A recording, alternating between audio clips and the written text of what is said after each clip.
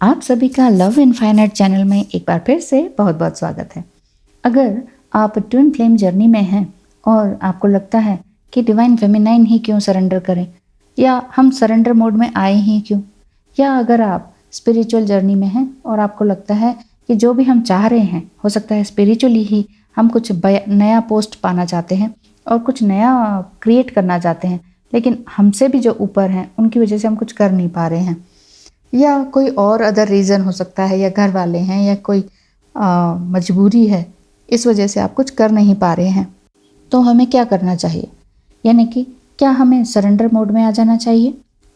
जब लाइफ बहुत ही अनबेरेबल हो गई हो, लाइफ में ऐसा लगता हो कि कुछ हो ही नहीं रहा, वापस ट्विन फ्लेम जर्नी पर आते हैं। अगर आप ट्विन फ्लेम जर्नी में हैं और डिवाइन फेमिनाइन एनर्जी में हैं, थोड़ा बहुत सेपरेशन भी हो रहा है, या फिर ऑन ऑफ की सिचुएशन हो रही है, या बिल्कुल ही वो साइलेंट हो गए हैं, डिवाइन मस्कुलाइन एनर्जी बिल्कुल ही साइलेंट हो गई है और आपको समझ नहीं आ रहा, और सारे के सारे सवाल जवाब आपके ही दिमाग में चलते जा रहे हैं, और इसी से क्योंकि आपको परफेक्ट जवाब नहीं मिल रहा, क्योंकि जवाब आपको अपने से ही मिल रहा है, तो आपको लग रहा है सामने वाला क्यों नहीं बोल देता, और ऐसे में आपकी फ्रस्ट्रेशन बढ़ती जा रही है, साथ ही साथ गुस्सा बढ़ता जा रहा है, एंग्जाइटी बढ़ती जा रही है, और बस ये लग रहा है कि तोड़ फोड़ मचा दें। तो ऐसे में ऐसा भी लगता है कि सरेंडर क्यों ना कर दें, क्या हमें सरेंडर करना चाहिए? और आप बहुत जगह यूट्यूब में सुन रहे हैं सरेंडर सरेंडर, अरे कितना सरेंडर करें, हो गया। तो अगर इस तरह से लग रहा है तो ये वीडियो आपके लिए है। देखिए, समटाइम बहुत रिग्रेट फील होता है जब आपको आपके मन मुताबिक कोई चीज़ नहीं मिलती है, या कोई पर्सन आपके मन मुताबिक नहीं चल रहा होता है, या आप अपनी जॉब या करियर या इसी तरह से कोई भी बात जब आपके मन की नहीं हो रही होती है, तो आप सामने वाले पर ब्लेम देने लगते हैं। बेसिकली ये ह्यूमन नेचर है, हमारे मन का सब कुछ है, हमारी मेड भी मन की आ रही है, हमारे मन के हिसाब से काम कर रही है, फिर तो वो बहुत अच्छी है ना।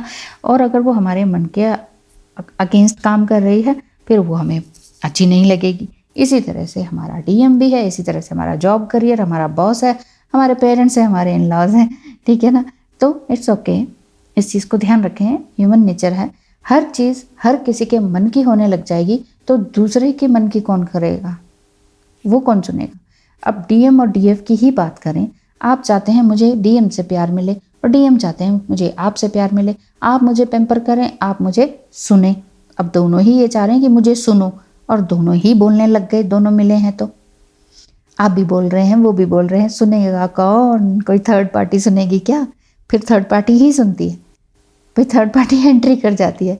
इसीलिए थर्ड पार्टी के लिए जगह ना बना के रखें, अपने लिए काम अच्छी तरीके से करें। सरेंडर होने का मतलब ही यही है, जब कोई चीज़ आपके मन मुताबिक नहीं हो रही, जैसा आप चाह रहे हैं, जैसा जितनी जल्दी आप चाह रहे हैं, जैसा आप इंसान का कैरेक्टर चाह रहे हैं, वैसा नहीं हो रहा है, तो आपको सरेंडर कर देना चाहिए। It's okay, it's okay to be not in gratitude today. अगर आपको ऐसा लग रहा है नहीं अब मुझे कुछ नहीं करना, मैंने भगवान को भी छोड़ देना है, मैं नहीं करना वाली अब कोई पूजा वूजा, मैं पूजा करती थी उसको पाने के लिए, वही मेरा नहीं है, अब मुझे कुछ नहीं करना है, ये एक बेकार का गुस्सा है, बेकार का आपका ईगो है, बेकार का आपका टाइम वेस्टिंग है। समझ रहे हैं? ये बेकार का वर्ड मैंने इसलिए बोला है क्योंकि इससे कुछ मिलने वाला नहीं है, बेकार चीज़ें हैं ये नेगेटिव एनर्जीज हैं जिससे कुछ मिलता नहीं है। कोई भी चीज़ करें साकार करें, बेकार ना करें, है ना। समय को बेकार यूं ही ना बहने दें, पानी को यूं ही बेकार ना बहने दें, अपने इमोशंस को यूं ही ना बहने दें, सब चीज़ को साकार करने की कोशिश करें। एक दिन में नहीं होगा, एक वीडियो को सुन के नहीं होगा, अपने थॉट पर बार बार विचार करने से ही होगा। इट्स ओके टू फ्रस्ट्रेट, आज फ्रस्ट्रेट हो गए हैं, कोई बात नहीं, अब आप अगले दिन ये ना सोचें क्या है यार, कल तो मैंने सारा दिन वही फ्रस्ट्रेशन में ही निकाल दिया, कुछ कर सकती थी। तो अब आज का समय बर्बाद ना करें ये रिग्रेट करके, ठीक है। आपके फ्रेंड्स, आपके थेरेपीज, आपके मेडिटेशन, आपका योगा, ये सब लगातार चलते रहना चाहिए, और कोई चीज़ आपके मन मुताबिक नहीं हो रही है तो ये फील करें कि it's okay, never give up, you can do wonders. बस ये सोचिए, किसी भी तरह से गिव अप नहीं करना है। जो भी चीज़ आपको अच्छी लग रही है, जिस भी चीज़ पर आप सही रास्ते पर अगर चल रहे हैं, तो उसको गिव अप करने की ज़रूरत नहीं है। गिव अप करना है तो अपनी सारी बेकार की चीज़ें जो मैंने अभी बताई थी, जो भी नेगेटिव चीज़ें हैं जो आपको पॉजिटिवली सर्व नहीं करती हैं, उन्हें छोड़ते जाएं। Emotions are just like season, इसलिए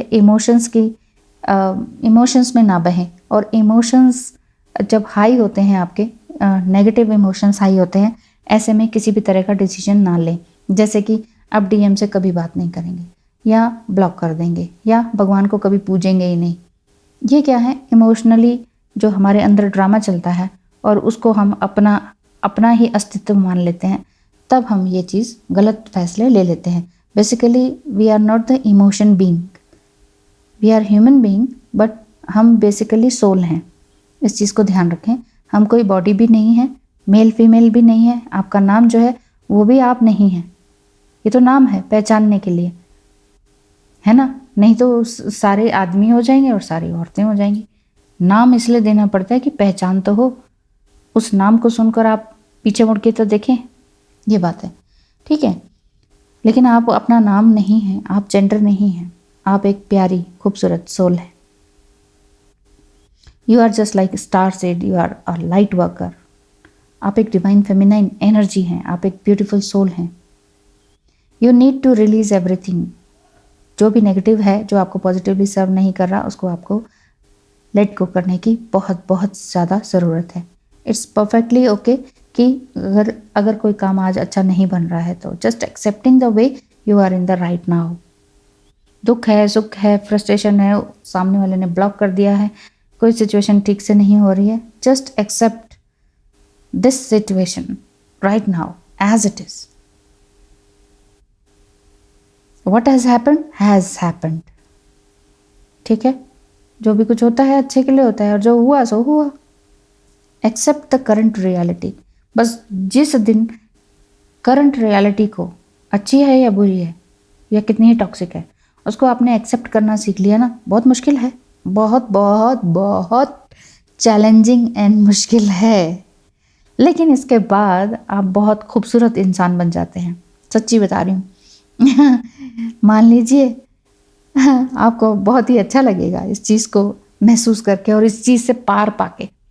जैसे आप ये समझ लीजिए कि एक पहाड़ी है, उस पर जाना है, बहुत ऊपर, नंगे पैर जाना है, कांटे हैं और सब कुछ, खून निकल रहा है, सब कुछ बह रहा है, सब ओहो तकलीफ है, पसीने भी आ रहे हैं, ठंड भी लग रही है, ऊपर से बर्फ़ भी पड़ रही है, सब कुछ आपके साथ हो रहा है, लेकिन आपको पहाड़ की उस चोटी पर पहुंचना है। एक बार पहुंच गए ना तो बस फिर आपको वहीं स्टे करना है। समझ रहे हैं ना। इस चीज़ को इसी तरीके से समझिए, सरेंडर मोड को।